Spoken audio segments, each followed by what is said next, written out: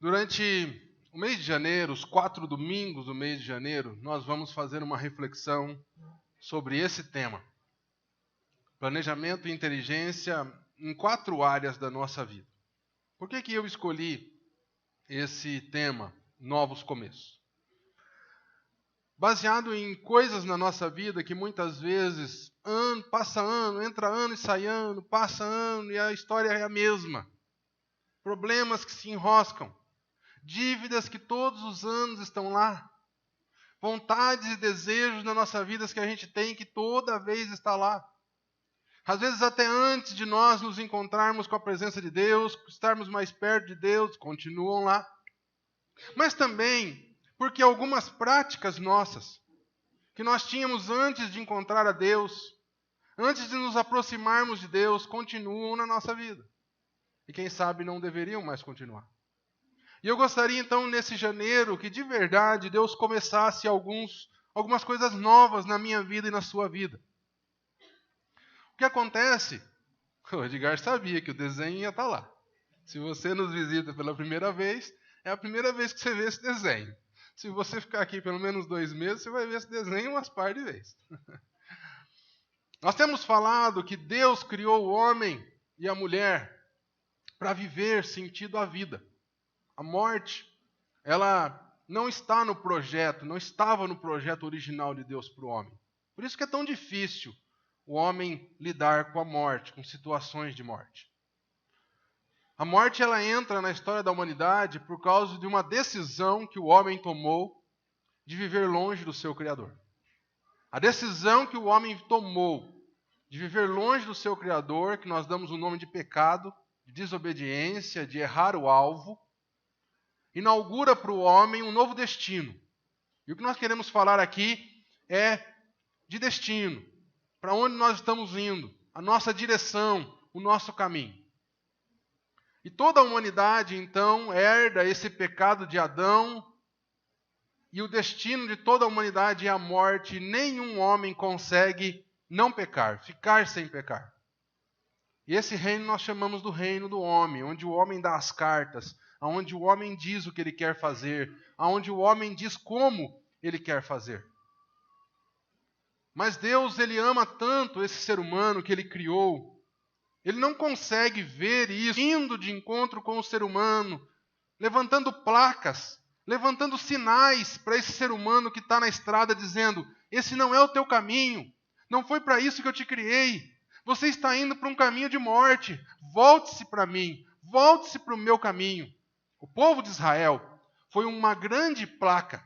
A nação de Israel foi uma grande placa, um grande outdoor que Deus levanta na história da humanidade para dizer assim: ser humano, Deus existe. Foi Ele quem nos criou. E Ele tem um destino diferente para nós do que nós estamos indo.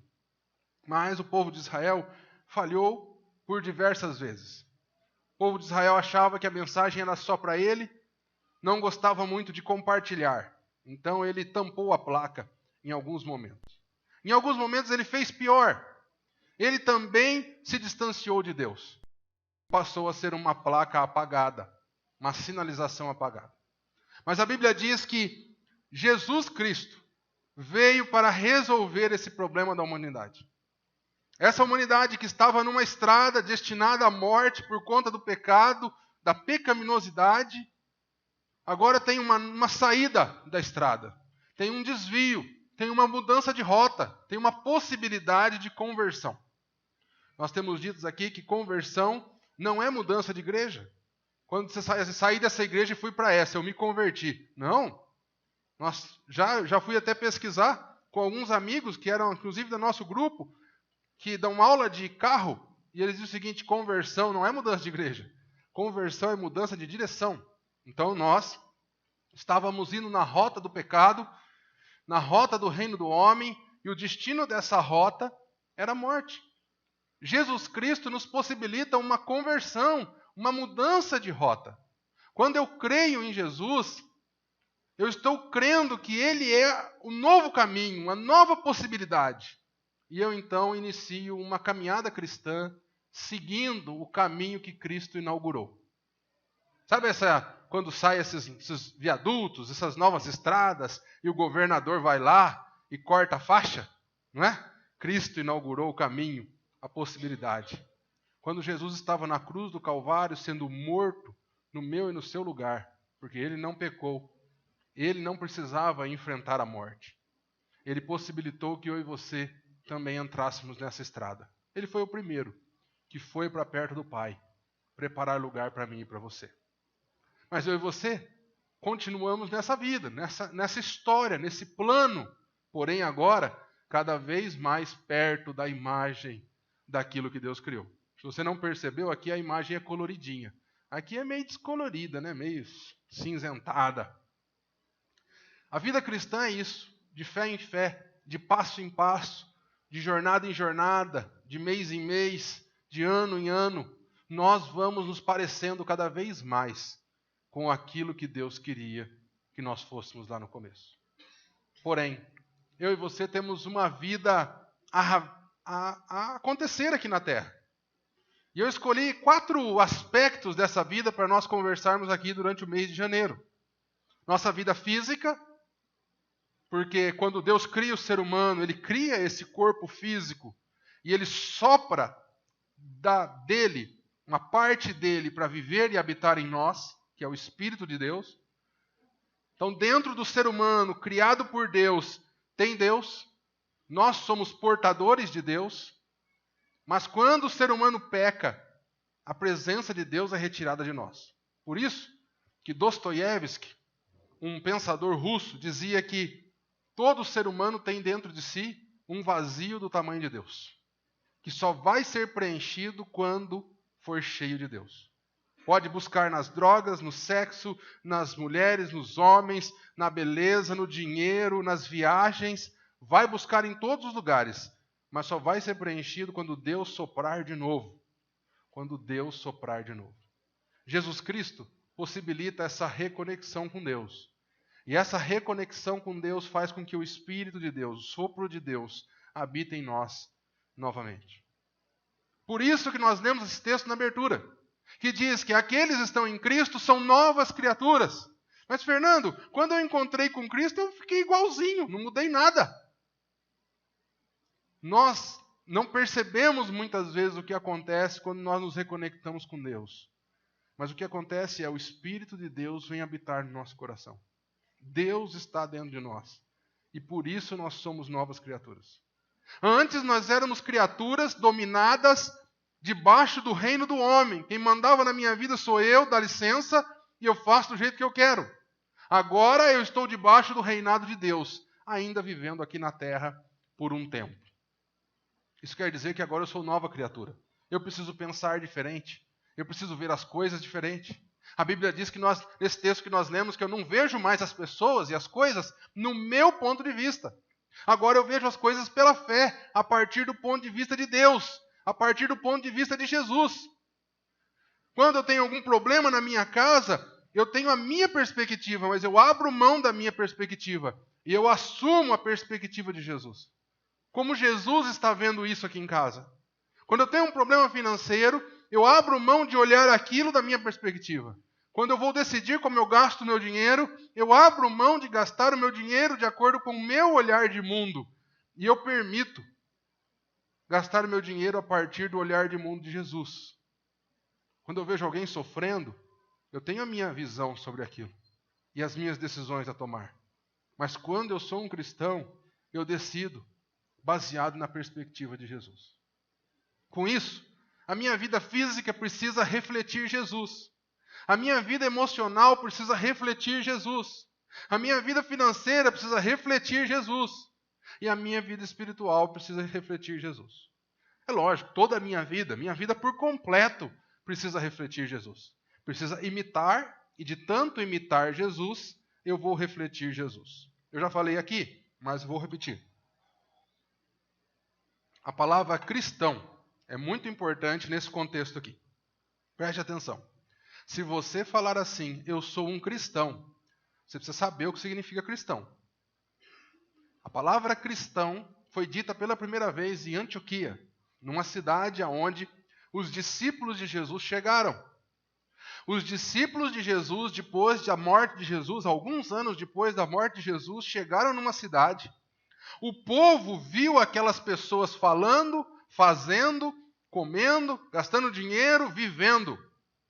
E ao olhar para a vida daquelas pessoas, não porque elas iam para uma igreja, porque não tinha igreja, dá licença.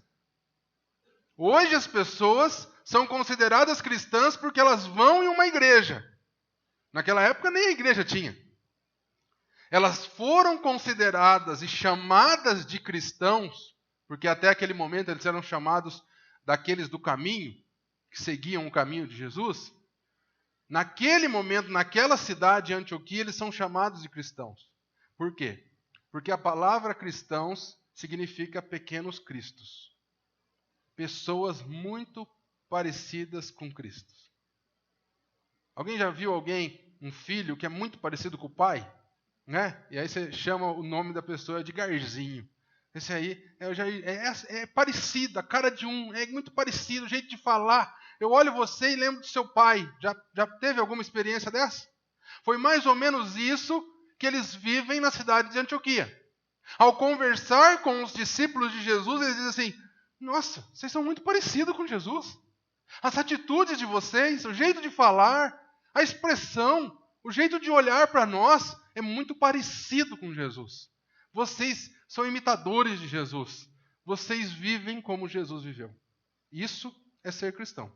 Por isso que eu e você, quando nos convertemos, como nós viramos o nosso caminho e destino à vida, nós estamos cada dia mais querendo nos parecer com Cristo. E eu gostaria de avaliar nesses dias essas 4 áreas da nossa vida. Novos começos que, quem sabe, eu preciso ter na minha vida física, na minha vida emocional, na minha vida financeira, na minha vida espiritual, para que Cristo seja mais visto. Para que Cristo esteja mais presente na minha vida. Começando da área física, até porque segunda-feira é o Dia Internacional da Dieta, não é verdade? Eu vi um post legal assim, fazendo um chargezinho com aquela música do Roberto Carlos, né? Importante é que emoções eu vivi, né?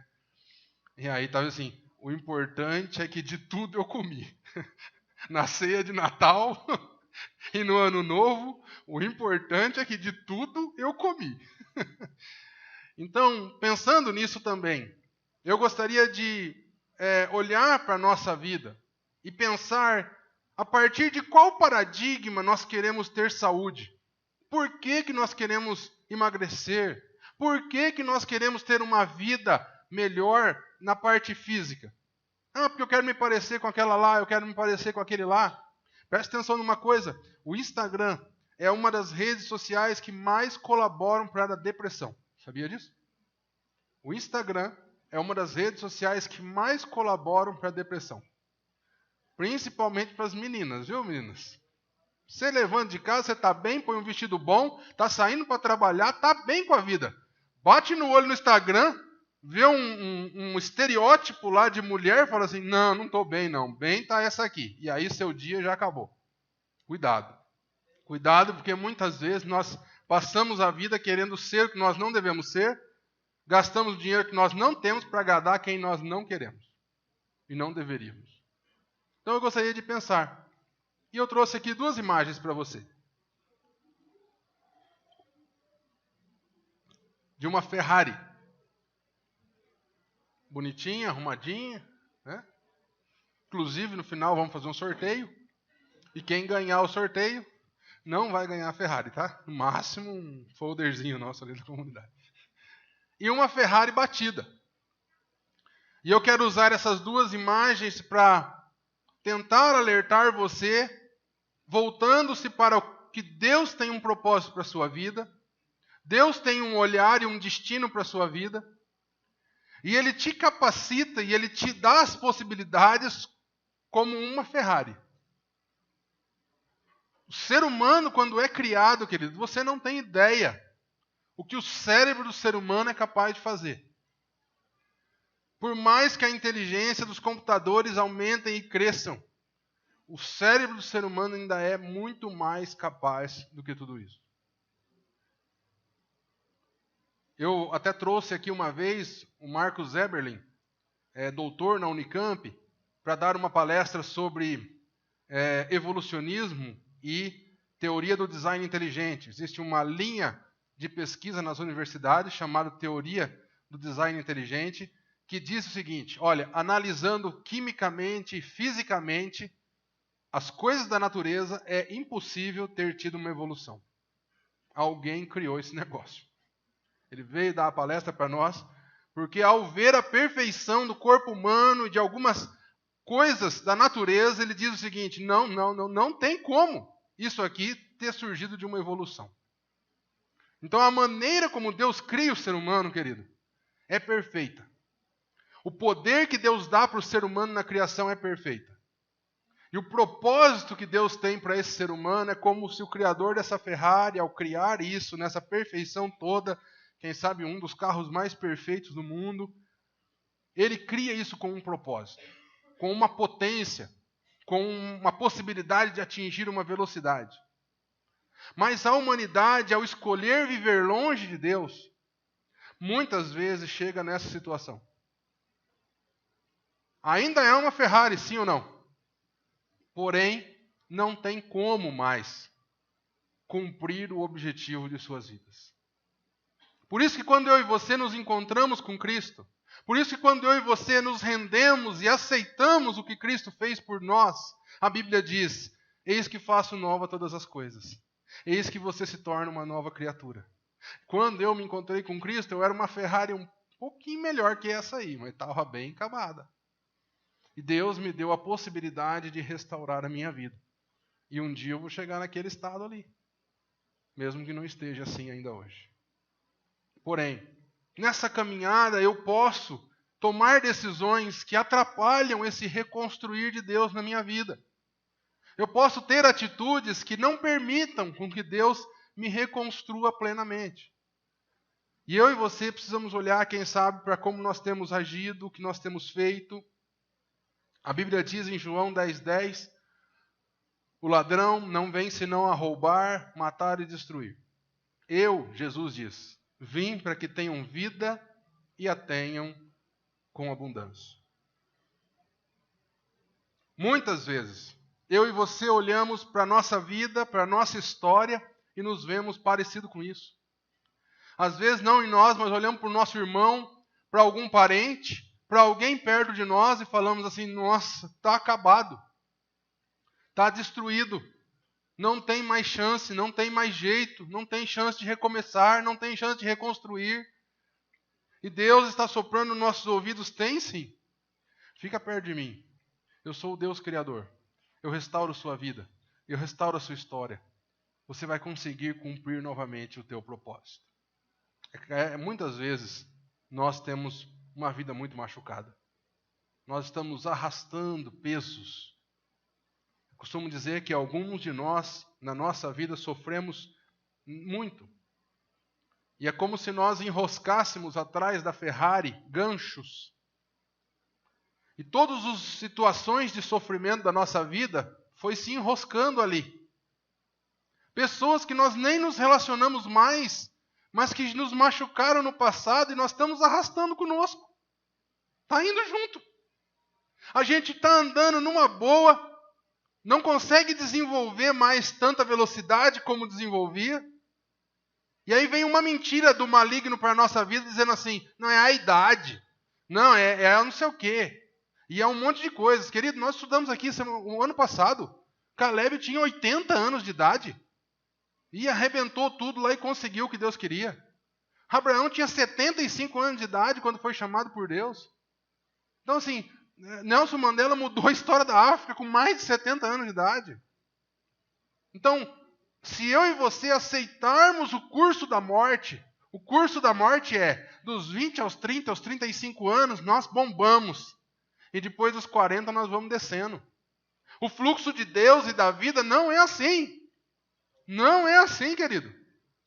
Deus inverte as coisas e nós vamos sempre para a vida. Quanto mais idade, mais perto da vida. Mais possibilidade de vida. Mais chance de cumprir o propósito de Deus. Essa restauração, esse trabalhar de Deus, precisa largar das coisas do passado. dos enroscos. Quantas vezes o nosso corpo físico está sofrendo por causa de enroscos do nosso passado? Por causa que nós brigamos com um, nós ouvimos o pai falar uma coisa, a mãe falar outra, o namorado que largou por causa de não sei o quê, e o outro não sei o quê, e a gente está arrastando esse monte de enrosco atrás da Ferrari. As pessoas olham para nós e dizem assim, mas não é uma Ferrari? Não tinha que andar como uma Ferrari? Está parecendo um Fiat 147. Quem deu risada aqui já andou de Fiat 147. Você se entrega, rapaz. Hein? Não dá risada, não. Faz cara assim de que não sei do que ele está falando. Isso da época do Uno. Não, querido, antes do Uno teve um carro, cara, chamava Fiat 147. A grande questão muitas vezes é que nós estamos com muito potencial, com o restaurar de Deus, com Deus habitando na nossa vida, com o Espírito Santo agora, com a presença de Jesus, mas andando como se fosse um Fiat 147, porque tem muita coisa enroscada na nossa vida. Ai, Fernando, eu queria tanto parar de fazer isso, não consigo. Por quê? Está enroscado, tem coisa enroscada. Você começa a entrar na estrada, você fala, agora eu vou. Você olha no retrovisor, vê o seu passado, para de olhar para frente e bate o carro. Porque o seu passado é muito importante para você ainda. Sua história. Não estou dizendo que nós temos que abandonar todo o nosso passado. Mas aquilo que nos enrosca, querido, muitas vezes está fazendo mal para o nosso físico. Estresse desnecessário. Pessoas vivem estressadas. Eu, se eu não tomar cuidado, vivo estressado por conta do meu passado ou do meu futuro. E esqueço de viver o meu presente. O meu corpo físico sente por conta de eu não conseguir viver o meu presente, marcados pelo meu passado, ou então ansioso pelo meu futuro. O plano do ladrão é roubar, matar e destruir. Roubar tudo que você tem, o seu tempo, a sua saúde, os seus relacionamentos, qualidade de vida na nossa família, o nosso dinheiro. Matar e destruir a nossa Ferrari. Mas Jesus diz, eu vim para que tenham vida e vida em abundância. Projeto de novos começos. Projeto do retrabalhar, do reconstruir novas criaturas. E eu trouxe um texto para vocês de Romanos 8, de 5 a 11. Preste atenção. Focando nessa questão da parte física, do nosso corpo físico. Deus está também preocupado com o nosso físico, com a nossa saúde. Quem vive segundo a carne tem a mente voltada para o que a carne deseja. Mas quem, de acordo com o Espírito, tem a mente voltada para o que o Espírito deseja. O Espírito aí com letra maiúscula é o Espírito de Deus, tá? A mentalidade da carne é morte, mas a mentalidade do Espírito é vida e paz. Então olha a dualidade que o autor de Romanos, Paulo, está criando. Se você é dominado pela mente da carne, a mente humana, a mente que tenta reinar sobre você, você vai para a morte. Se você deixa-se dominar pelo Espírito de Deus, você vai para a vida e paz. Se você, ser humano, cuida da sua vida, guerra e morte. Se Deus cuida da sua vida, é paz e vida. Vida e paz. A mentalidade da carne é inimiga de Deus, porque não se submete à lei de Deus, nem pode fazê-lo. Quem é dominado pela carne não pode agradar a Deus. Entretanto, vocês não estão sob o domínio da carne, mas do Espírito. Então, o que ele está dizendo? Que quem é cristão não está mais sob o domínio da carne. Está sob o domínio do Espírito. Se de fato o Espírito de Deus habita em você, e se alguém não tem o Espírito de Cristo, não pertence a Cristo. Mas se Cristo está em você, o corpo está morto por causa do pecado, mas o Espírito está vivo por causa da justiça. E se o Espírito daquele que ressuscitou Jesus dentre os mortos habita em vocês, aquele que ressuscitou a Cristo dentre os mortos também dará vida aos seus corpos mortais por meio do seu Espírito que habita em você. Não querendo entrar muito agora em escatologia, não é o nosso assunto, mas quando, naquele caminho de volta para a vida, quando eu e você morrermos, nós chegaremos do lado de lá. E lá será dado um novo corpo para nós. A Bíblia chama isso de corpo glorificado. Lá não haverá mais sofrimento, dor, choro, tristeza, doença. Lá não haverá mais essas coisas. Porém, nós não chegamos lá ainda. Nós estamos vivendo aqui na terra. E aqui na terra, a Bíblia nos diz que o mesmo Espírito que ressuscitou Jesus e que um dia irá nos ressuscitar, nos dar esse novo corpo, ele vai cuidar do nosso corpo aqui. Olha lá. Se o Espírito daquele que ressuscitou Jesus dentre os mortos habita em vocês, aquele que ressuscitou a Cristo entre os mortos também dará vida aos seus corpos mortais. Esse aqui, que você está vendo, que eu estou pegando, é o meu corpo mortal. Um dia eu terei um corpo imortal. Se você também crê nisso, nós estaremos juntos. Todo mundo que crê em Jesus, um dia, trocará esse corpo mortal por um corpo imortal. Mas a Bíblia está dizendo agora do nosso corpo mortal. Diz que o Espírito habita aqui. Em outras palavras, Deus está dizendo para mim assim, olha, tu cuida do teu corpo, Fernando, porque o meu Espírito habita em você. Tu toma cuidado com o que você faz com o teu corpo. Porque agora quem está dominando sobre você não é mais você, mas sou eu, o seu Deus.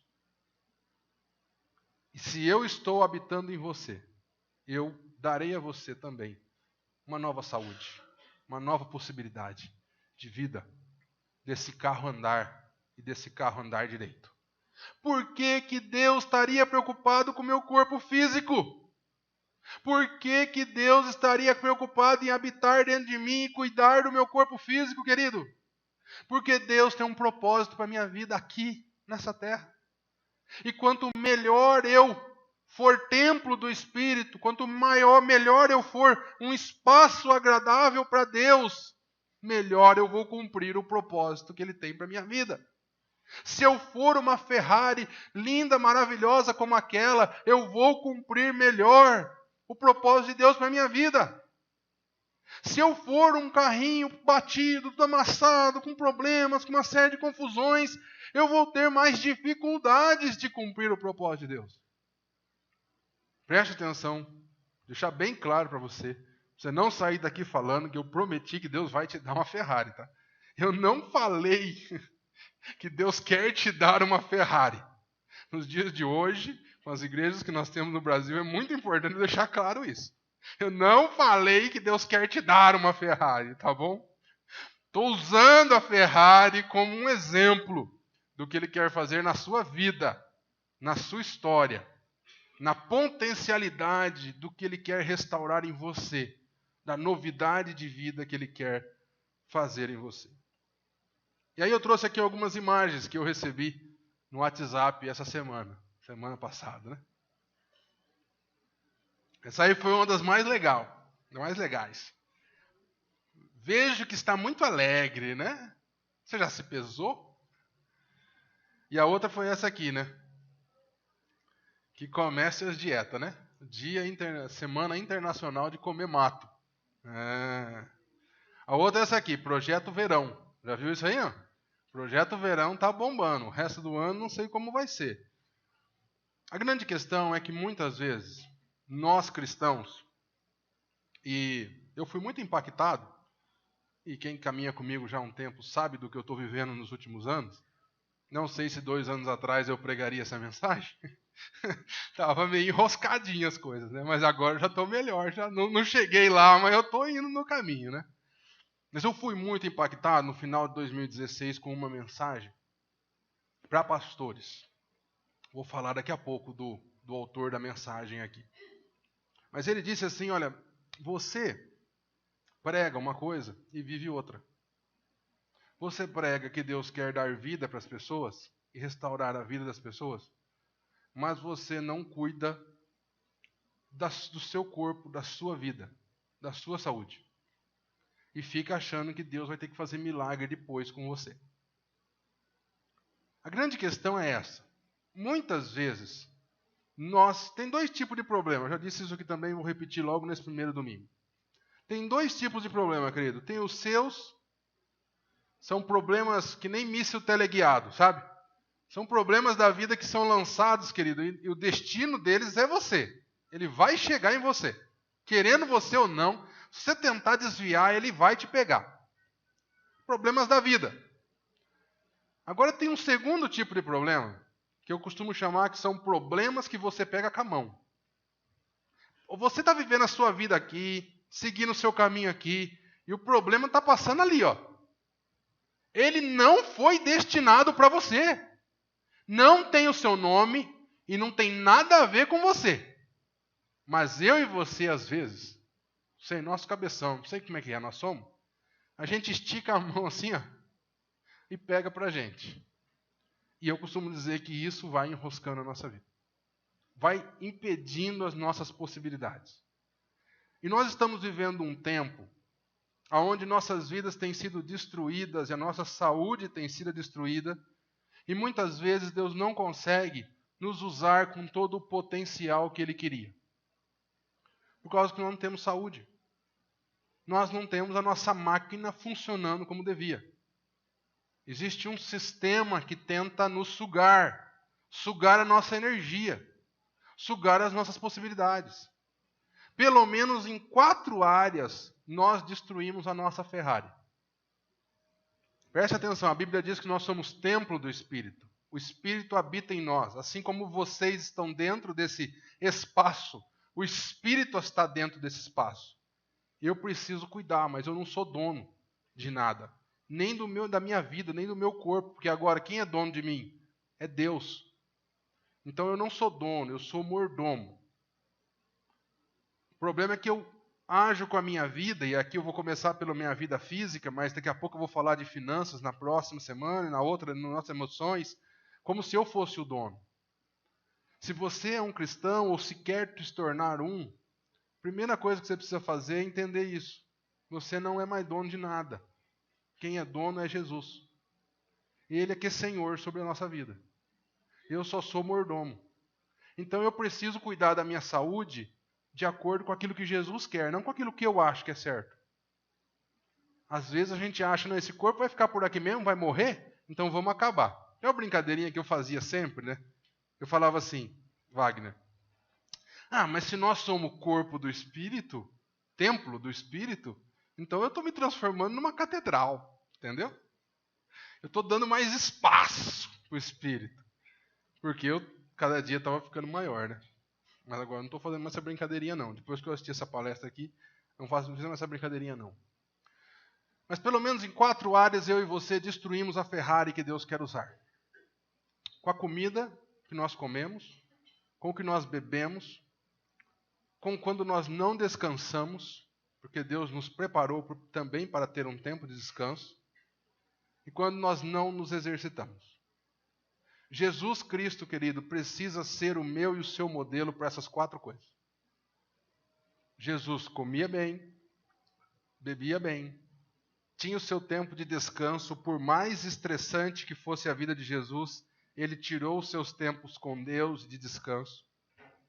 A Bíblia diz que ele estava dormindo no barco, a Bíblia diz que ele descansou em alguns momentos, e ele se exercitava. Jesus andava mais ou menos por dia 10 quilômetros. Mais ou menos por dia 10 quilômetros. Ele não tinha carro para levar ele, de vez em quando, diz que tinha um jumentinho lá, mas foi muito pouco tempo. A maioria do tempo ele passou andando ou no barco. Nós negligenciamos muitas vezes com o que nós comemos. Nós comemos errado. Nós negligenciamos muitas vezes com aquilo que nós bebemos. Nós muitas vezes trocamos as coisas.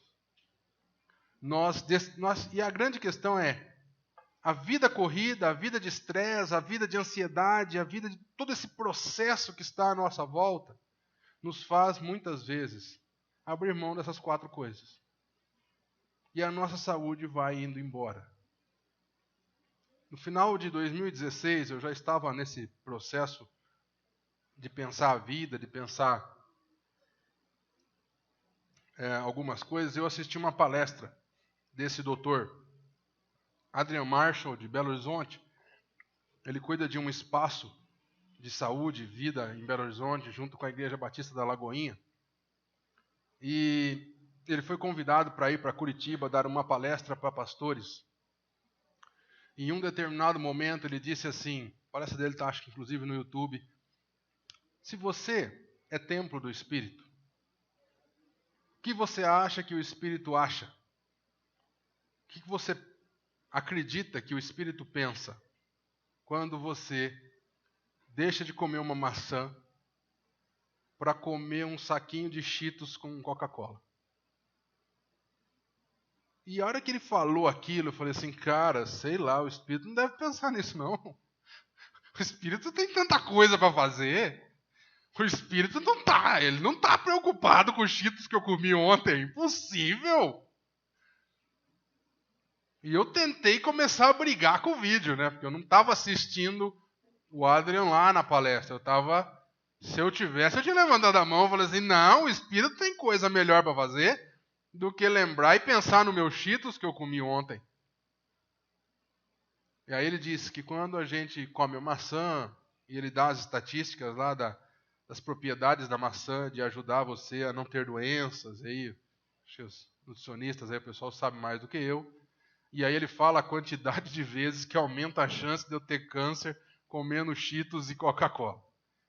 E aí ele fala assim, Deus quer te usar, Deus tem um propósito na sua vida, Deus quer cumprir esse propósito na sua vida e você está tentando diminuir a possibilidade dele cumprir esse propósito. O que o Espírito acha disso? E aí então eu comecei a mastigar mais. Aí ele diz que a estratégia do ladrão, do mal, da malignidade do nosso tempo é encher a nossa vida de estresse, porque aí quando nós estamos estressados, nós não pensamos no que nós fazemos. O estresse é bom. É aquilo que nos prepara para enfrentar ou correr. Frente a uma situação de perigo, eu e você sentimos o estresse, uma situação de estresse. E o nosso corpo todo é preparado com adrenalina e outros hormônios mais para enfrentar aquela luta ou correr. Então, por exemplo, você está aqui e entra um tigre ali pela porta. Todos nós vamos ficar estressados. Alguns vão se preparar para ficar, outros, que nem eu, vão correr. Não sei quem é você. O estresse serve para isso, para te deixar preparado para enfrentar ou correr. Qual é o problema?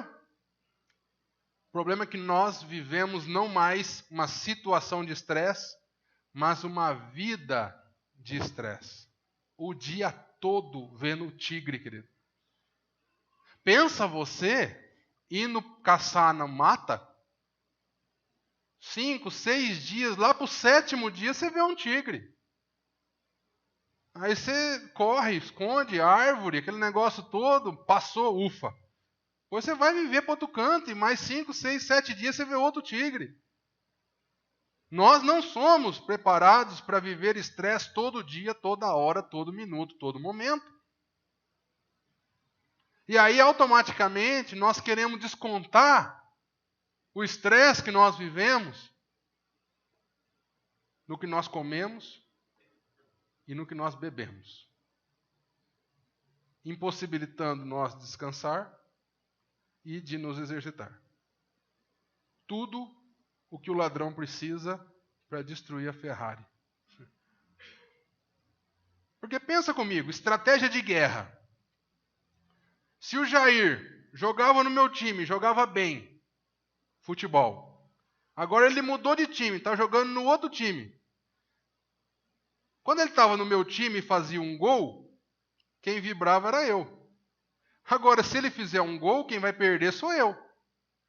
Então, qual é a minha estratégia? Eu vou minar as forças do Jair ao máximo, porque eu sei que ele é um bom jogador, eu sei que ele tem bom potencial. Então eu dou coisa errada para ele comer, coisa errada para ele beber, não deixo ele descansar e não deixo ele se exercitar. Porque no dia do jogo, ele não vai fazer nada. Deus tem um propósito na minha e na sua vida. Deus quer transformar vidas, reconciliar vidas com Ele através de eu e você. Mas a estratégia do mal, muitas vezes, é atrapalhar a nossa saúde, atrapalhar a nossa Ferrari. Aí teve um ponto do vídeo que mais pegou, foi esse aqui. Ele deu a estatística, esse médico. Primeira razão para você ter gordura em volta do fígado, uma das causas que mais matam. Bebida alcoólica.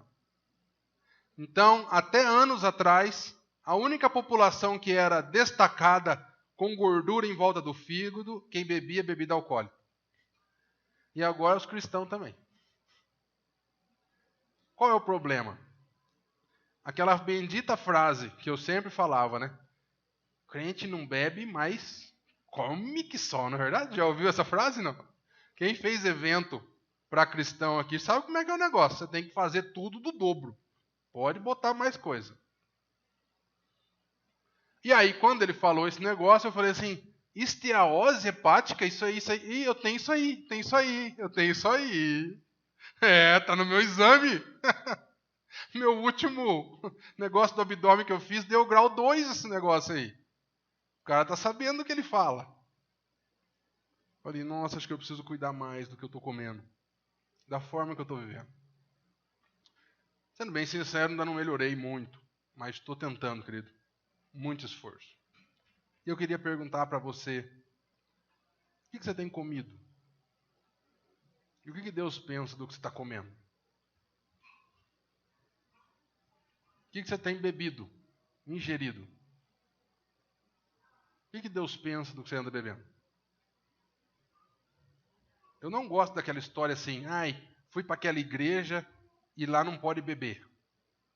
Querido, presta atenção numa coisa. Quem toma bebida alcoólica aqui, presta atenção com muito carinho no que eu vou te falar.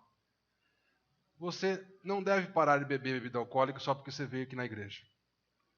Você precisa parar de beber bebida alcoólica, ou pelo menos diminuir, porque o Espírito Santo de Deus agora habita em você. Porque presta atenção numa coisa. Se eu não posso dirigir o meu carro se eu beber 2 latinhas de cerveja, como é que você vai dirigir a sua vida se você beber 2 latinhas de cerveja? Fernando, eu consigo beber 1 latinha, 2 latinhas, é pecado? Não tem nenhum lugar na Bíblia que diga que beber 1 ou 2 latinhas de cerveja é pecado. Mas a Bíblia diz que se você se embriagar é pecado. O Espírito Santo de Deus quer habitar num corpo saudável, numa mente saudável. Quer nos tornar uma família com finanças saudáveis, com um espírito saudável. Eu e você precisamos romper com algumas coisas, querido. Eu não sabia beber. Era um ser que não sabia tomar um copo de cerveja só. Então, um dia, com 20 anos de idade, eu tomei uma decisão de não colocar mais nem meio copo na minha boca, porque eu não sabia beber. Eu respeito quem sabe, quem toma um copo de vinho. Paulo manda Timóteo tomar um gole de vinho por causa da saúde dele. Eu respeito. Mas, querido, se você não consegue, não sabe beber, eu queria te convidar seriamente a passar longe. Fernando, e comida? Comida é pior, querido. Glutonaria é pior. Sabe por quê? Porque bebida eu consegui passar longe. Comida não. Como é que eu vou ficar sem comer? Não tinha jeito. Então eu não pecava na bebida, mas pecava na comida. Comendo o que era errado. Destruindo minha saúde. E ainda peco hoje, viu? Sabe qual foi o problema maior? O pecado que eu cometia com o que eu comia foi para minha família toda. Minhas filhas todas aprenderam a comer o que eu como. Não tem jeito, querido. Nós precisamos tomar, quem sabe, algumas decisões na nossa vida para que de verdade novos começos aconteçam. Angústia e ansiedade são 2 sentimentos que nós vamos falar a semana que vem. Angústia e ansiedade muitas vezes influenciam o que nós comemos e o nosso bebemos. O dia que se mais bebe bebida alcoólica é no domingo. Sabe por quê? E também que se usa droga. Porque é o dia que mais as pessoas apresentam angústia. Sabia disso? Isso é estatística. Você conversar com qualquer psiquiatra, psicólogo, ele vai te dizer isso. Domingo é considerado o dia da angústia. Outra coisa que eu fazia, eu transformava a minha ansiedade em comida. Quando eu estava ansioso, e se eu não tomar cuidado até hoje eu faço isso, eu comia. Comia sem ver. Quando eu via, já tinha acontecido. Presta atenção numa coisa. Deus tem um propósito na sua vida. Deus quer fazer um novo começo na sua vida. E você não tem que dar ouvido ao que eu falo. Porque o que eu falo é muito fraco. Mas eu sugiro a você dar ouvido ao Espírito Santo de Deus. Como está a sua vida nessas 4 áreas? Comida, bebida, descanso e exercício. Como está a sua vida nessas 4 áreas? Se Deus quer usar a sua vida, se Deus quer usar a sua família,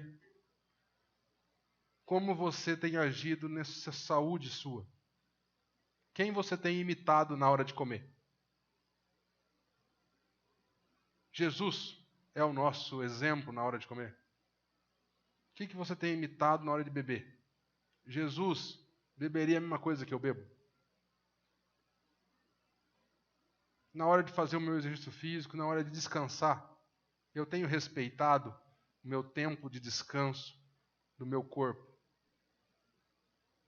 Estratégia do mal: destruir a sua vida. Deixar você fraco. Para que você vá para o céu e não leve mais ninguém com você. Entendeu? Você quer jogar nesse time aí, Jair? Pode jogar. Mas não vai fazer nenhum gol aqui, não. Entendeu? Estratégia: enfraquecer. Você se permite ou não? De verdade. 1 Pedro 5,7 diz: lancem sobre ele toda a sua ansiedade, porque ele tem cuidado de você.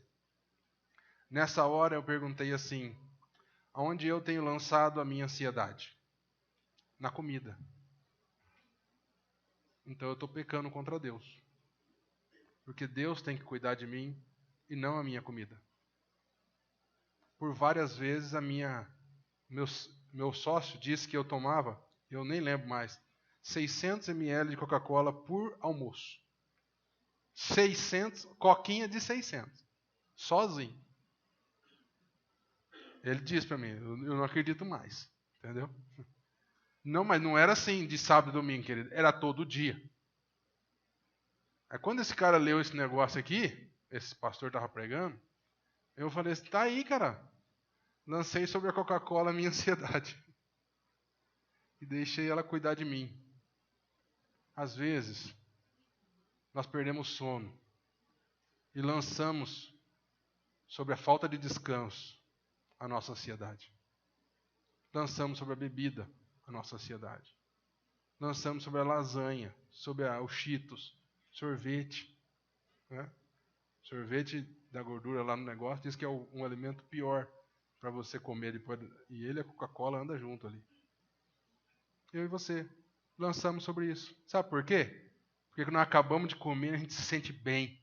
A gente se sente, feliz. Aí a gente pesa e se sente mal. Entendeu? É aquele negócio ali, ó. Dá de um lado, mas pega do outro.